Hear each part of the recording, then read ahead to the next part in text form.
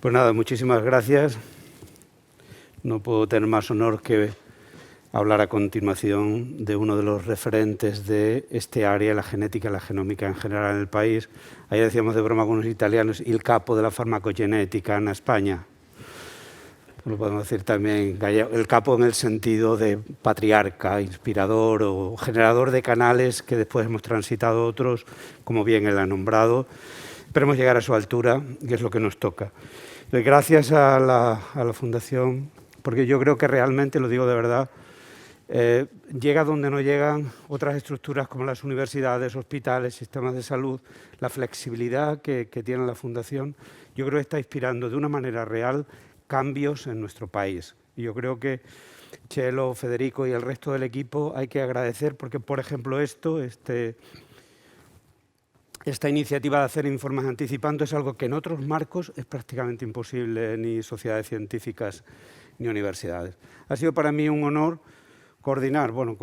Es gente que vale más que yo científicamente, pero sobre todo hemos conseguido unir gente de distintas experiencias profesionales, desde la genética, la pediatría, la oncología, la psiquiatría, o María puramente como más responsable desde el punto de vista del laboratorio de acreditación, en torno a un área que es la farmacogenética.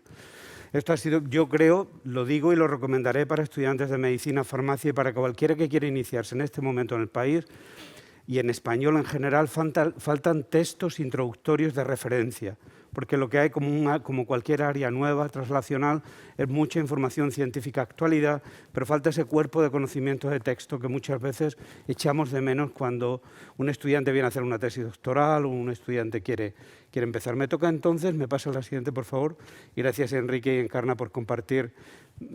No me la paso yo a mí mismo. Ahí está.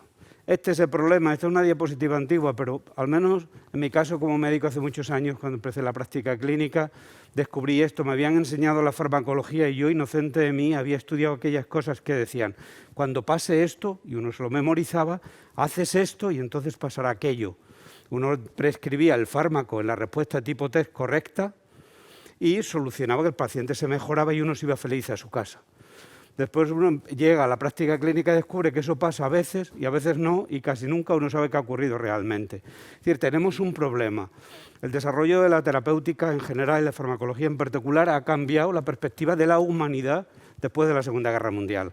Hay enfermedades que es increíble pensar. La epidemia del SIDA fue donde yo me inicié como médico, que hemos resuelto, casi es una enfermedad crónica. Los avances en oncología, es decir que la farmacología no ha avanzado a la terapéutica es claramente un error. Las enfermedades psiquiátricas, cuando yo estudiaba, eran almacenes en los hospitales psiquiátricos. Aquí está Enrique Vaca haciendo cosas fantásticas, por ejemplo, sobre el suicidio, ¿no? Es decir, ha cambiado totalmente. Los pacientes psiquiátricos hoy, muchos de ellos están integrados. Es decir, ahora, ¿nos queda trabajo por hacer? En mi caso, fue dejar la medicina clínica, porque cuando uno observa que tenemos todo ese espacio de mejora para el esfuerzo que está haciendo la sociedad, el sector privado, la empresa farmacéutica, muchos laboratorios en el país, que llegamos a un nivel de eficacia a donde podemos, que no está mal. Ahora, estamos lejos de resolver siempre el problema y sobre todo tenemos como siempre un coste asociado a cualquier intervención humana en los sistemas. Es que no hay ninguna intervención, incluso el hecho de intervenir en sí mismo conlleva un riesgo que es el efecto nocebo. Es algo que suelo siempre llevar la mente a los estudiantes de decir, solo el hecho de tratar conlleva gratis el efecto placebo, pero ojo que también está el efecto nocebo. Tenemos, por tanto, un efecto en la intervención asociada, que son las reacciones adversas. Mientras siga aumentando la potencia y el tipo de fármacos que utilizamos y cada vez utilicemos más, este problema va a seguir creciendo. Antiguamente es lo que Ángel acaba de comentar, le llamamos reacciones idiosincráticas cuando yo estudiaba y de hecho veíamos que se heredaban. Mis inicios en la farmacogenética, en los años 80, en realidad estudiamos fenotipos heredables y las tesis de aquella época lo que hacíamos era, con mucho identificábamos fenotipos y veíamos la heredabilidad de los fenotipos sin tener todavía herramientas de biología molecular, que es lo que acaba de escribir el profesor Carracedo. Si desde el punto de vista puramente del problema, que es cómo podemos conseguir que los fármacos funcionen en toda la gente y tengan el mínimo daño. Hay una serie de factores que no podemos perder y que contextualizan la influencia del factor genético. Son el primero, el cumplimiento de la terapéutica, que está ahí. Acabo de nombrar la influencia de los sistemas fisiológicos y entraría la biología de los sistemas a favor o en contra. Pues después tenemos todo el entorno, el exposoma, que hoy definimos y que toda la vida han sido factores ambientales como el efecto del tabaco, el alcohol, etc. La gente se regula con la vida, su propio cuerpo, y está ahí. Y por último, sí que podemos objetivar, y que lo ponga el último no quiere decir que sea el menos importante. Quiero decir que parte de los errores vienen en no contextualizar, no tener claro cuál es la limitación que tiene la farmacogenética. Eso nos puede llevar a errores que son la influencia de factores genéticos o la heredabilidad, tanto a nivel farmacocinético como farmacodinámico. Yo creo que es importante que remarquemos que la observación de la heredabilidad de reacciones adversas o la falta de respuesta es anterior a la propia biología molecular, que aquí lo que ha hecho ha sido aportarnos una herramienta maravillosa que ha crecido tan rápido que casi no nos ha dado capacidad de asimilación por parte. Bien, esto lo acaba de comentar Ángel. Para mí hay una figura clave y un día hay un anticipando que igual tiene que ser dar marcha atrás. Yo creo que la figura de Bernard Callow y otra gente realmente trajo la farmacogenética a la medicina. Pero aquí no quiero dejar de generar polémica. A veces nos vamos a los polimorfismos de SNPs, pero tenemos un factor genético primero, que yo creo que está claro, no quiero polemizar cómo están los tiempos, pero está claro que ahí tenemos el género, y ahí tenéis una lista, y esto es de Nature o de Science, de los años 2000. Es decir, hay una diferencia biológica entre el cuerpo del hombre y la mujer que también condiciona la respuesta a fármaco y que muchas veces no estamos incluyendo. Entonces, muchísimas de las cohortes que estudiamos, cuando uno mira el género como tal, que también va asociado a factores ambientales y a ciertas diferencias en la homeostasis, uno observa diferencias tales como desde antihipertensivos, opiáceos o cualquiera. Me han pedido los presentadores que lance retos a la audiencia y estoy haciendo mi trabajo lo más intensamente y complicado que puedo, aunque después tenga que llevarme alguna reprimenda por sacar temas que a lo mejor tendría que pasar, Chelo, pero yo intento aquí cumplir mi oficio. El segundo, solemos hablar de la complejidad de la respuesta a un medicamento, está incluyendo genes, desde el hecho de cumplir la medicación o no, que estarían relacionados con la conducta, hasta, desde el punto de vista puramente orgánico o fisiológico, el fármaco entra y ahí tenemos el microbioma.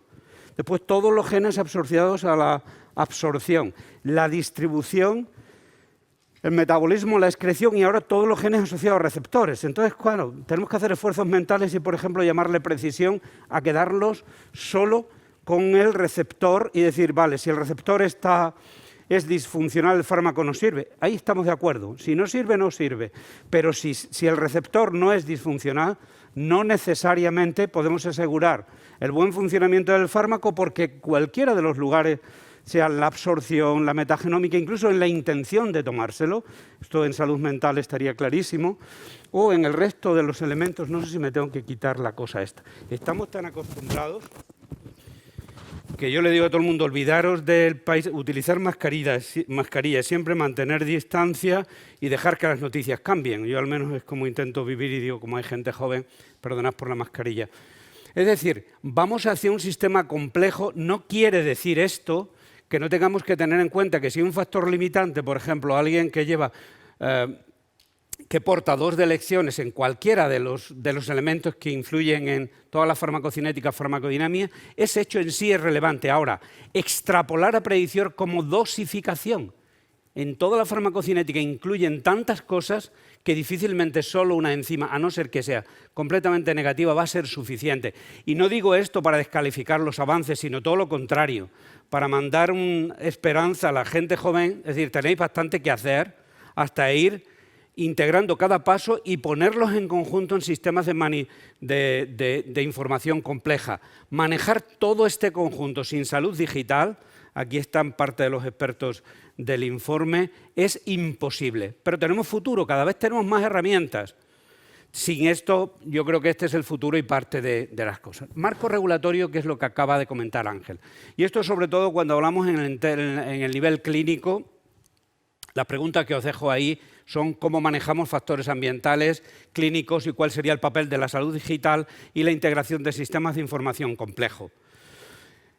Desde el punto de vista regulatorio, bueno, ya la farmacogenética ahora mismo ya es una obligación. Desde el momento que aparece a nivel regulatorio, está relacionado con la buena práctica clínica. Entonces pasamos de los marcos cualitativos, si queréis, al marco de la buena práctica.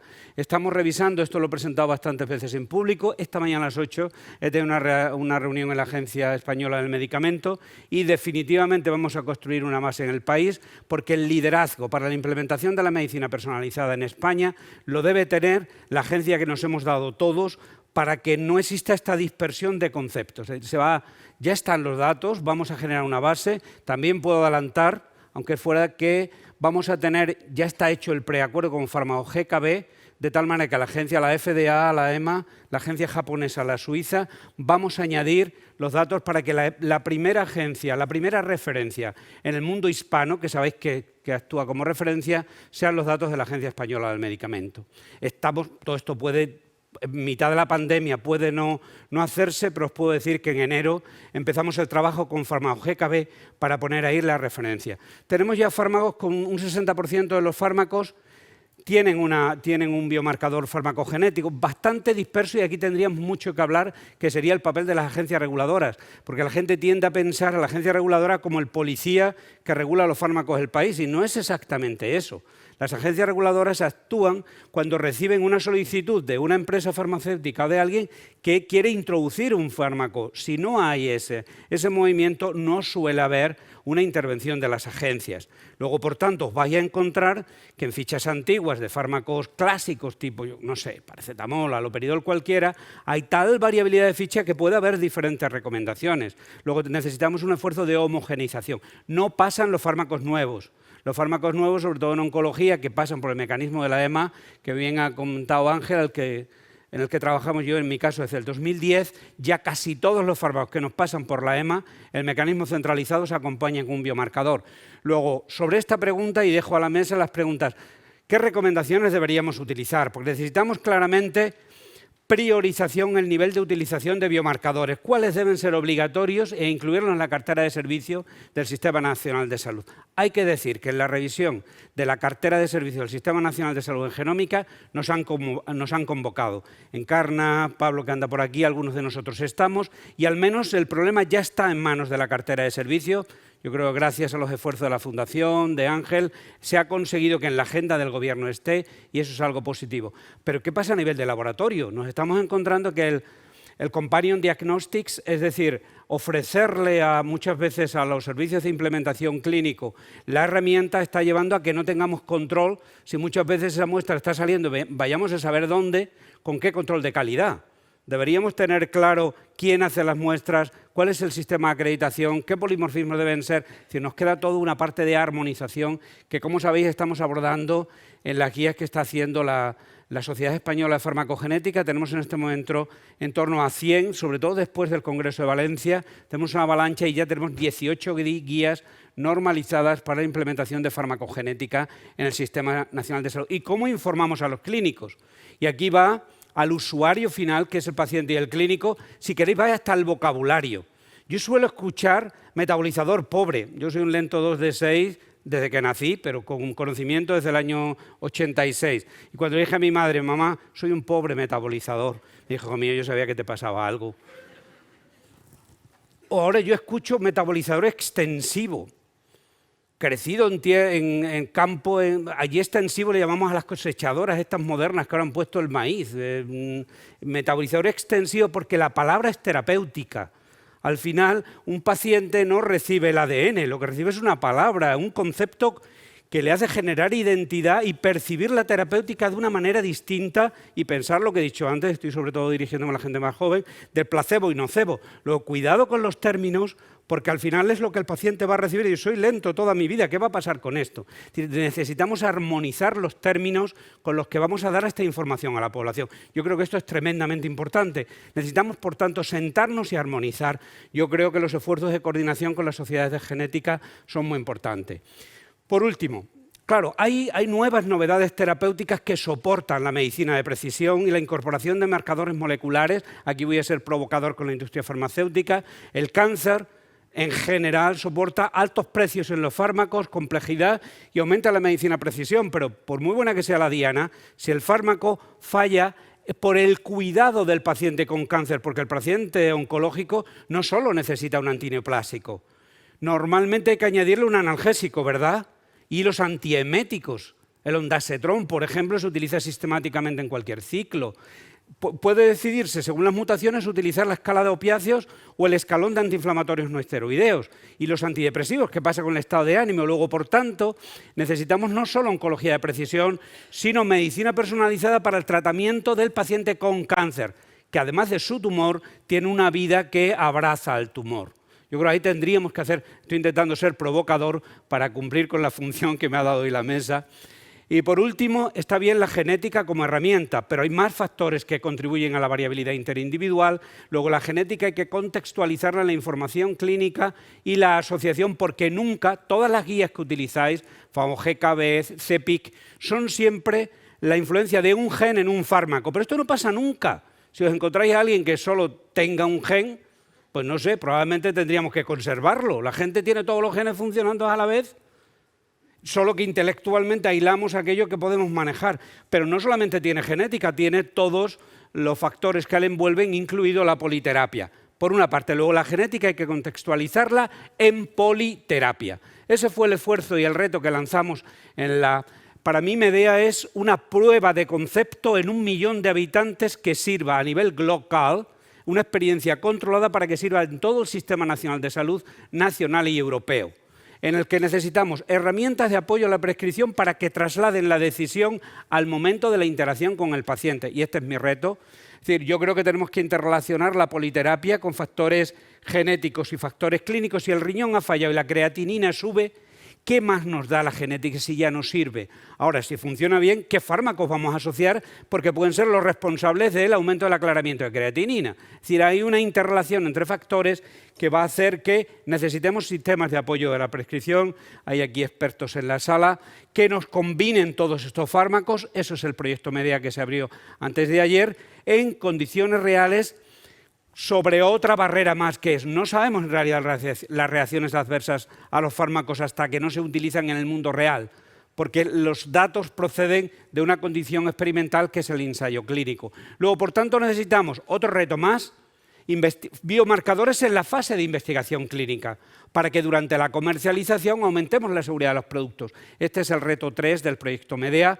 Y por último, es la última cosa en la que andamos, tenemos que ir al manejo conjunto de la información. Yo creo que la cuántica y la computación cuántica, la humanidad, nos estamos dotando de fantásticas herramientas y el reto que tenemos es incorporar. ¿Sabéis? Cuando empezamos este proyecto hace 1 año y pico, me contaban, y perdóname si era 1000 variables por segundo, creo que están en 1 millón de variables por segundo. Luego, la biología molecular nos ha lanzado un reto, ya tenemos la biología fácil, pero es que ahora la gente que está en sistemas de información nos está dando herramientas también para integrar toda esta información. Luego, por tanto, yo creo que sobre todo la gente más joven os vamos a dejar herramientas y un problema claro, el problema queda en vuestras manos. Pues con esto yo creo que quedan los problemas planteados, si os parece, y invitamos al resto de los participantes en la mesa que subáis. Encarna, Enrique. Muchísimas gracias.